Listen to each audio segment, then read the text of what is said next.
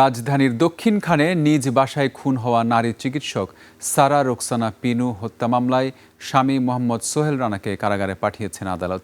এর আগে গ্রেপ্তার সোহেলের বিরুদ্ধে 7 দিনের রিমান্ড আবেদন করে পুলিশ। পরে আদালত রিমান্ড শুনানির জন্য 3 আগস্ট দিন ধার্য করে আসামিকে কারাগারে পাঠানোর নির্দেশ দেন।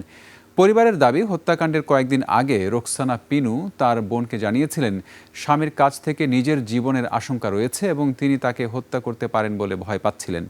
উত্তরা বিভাগের উপপুলিশ কমিশনার জানান, নিহতের বোন বাদী হয়ে দক্ষিণখান থানায় একটি হত্যা মামলা দায়ের করেন। তদন্তে বিভিন্ন তথ্য উপাত্তের ভিত্তিতে নিহতের স্বামী মোহাম্মদ সোহেলকে সন্দেহভাজন হিসেবে গ্রেপ্তার করা হয়েছে। হত্যাকাণ্ডের প্রকৃত রহস্য উদ্ঘাটনে তদন্ত অব্যাহত রয়েছে। গেল বৃহস্পতিবার আনুমানিক বিকেল 3টার দিকে ফায়দাবাদ জামতলা এলাকায় নিজ বাসায় নিহত হন চিকিৎসক সারা রোকসানা পিনু।